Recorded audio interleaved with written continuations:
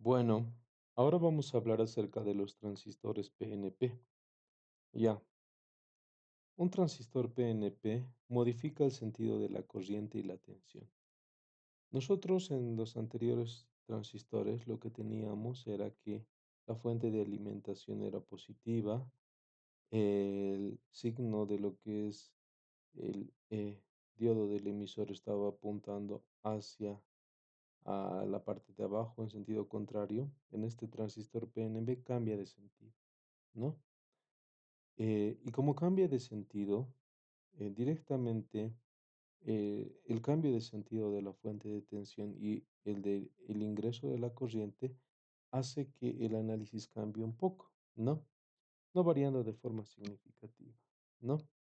Entonces, para poder trabajar un transistor PNP, lo único que tienes que hacer es cambiar la polaridad de la fuente de alimentación y el sentido de la corriente, y con eso vas a poder hacer un análisis correcto.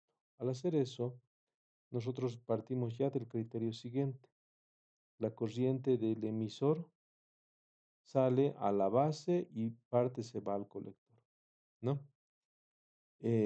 Las polarizaciones son como se observan, ¿no? Del emisor, parte positivo, negativo, de la base positivo, negativo, del colector positivo, negativo y directamente va hacia lo que es el negativo de la fuente de alimentación, porque el positivo va a ingresar por esta parte.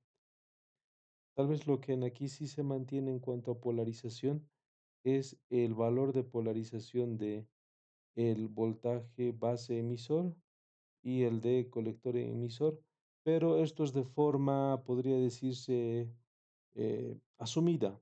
En realidad, eh, en realidad sí cambian la polaridad, ¿no? Si lo mantenemos con este tipo de simbología de signos, tampoco va a haber mucho problema cuando realicemos el análisis. O sea, primero, la, viene de aquí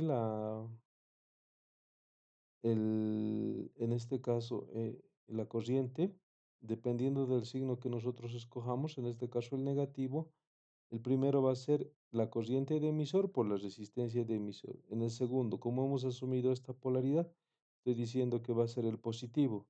Positivo base emisor. El tercero, estamos asumiendo negativo. Resistencia de base, corriente de base, y en aquí debería ser positivo, ¿no? Haciendo el despeje de esta ecuación vamos a obtener similar a lo que es en transistores NPN, la corriente de base.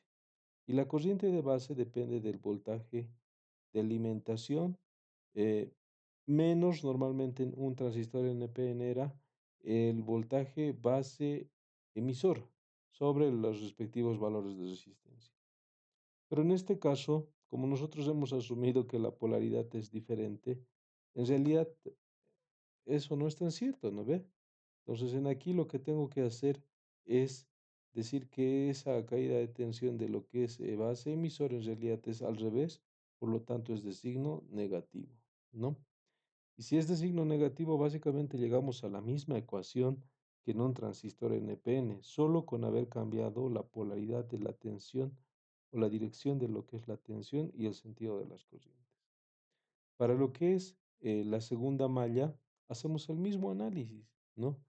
Estamos suponiendo que esta va a ser la polaridad, hacemos el mismo análisis, comenzamos con el segundo menos la caída de tensión de la resistencia del emisor por la corriente del emisor, más el voltaje colector emisor, más, en este caso, o menos la resistencia de colector, corriente de colector y en este caso más la tensión de alimentación. De ahí despejamos el voltaje colector emisor, pero como nosotros hemos asumido al revés nuestra polaridad, el valor que nos va a resultar en aquí va a ser negativo, ¿no? Solo es esa la variación en realidad que existe, ¿no? Pero si nosotros hacemos el análisis inverso, ya ni siquiera tenemos que suponer este tipo de cambios de polaridad ni nada, ¿no? Si ponen aquí positivo o negativo, ya directamente les sale la misma ecuación que el NPN y si hacen lo mismo en sentido contrario, de la misma forma, ¿no? Pero lo más importante en aquí es que en el PNP ustedes controlaban En el NPN controlaban el negativo. Ahora el negativo se ha vuelto positivo, entonces aquí se refleja el positivo. Es eso.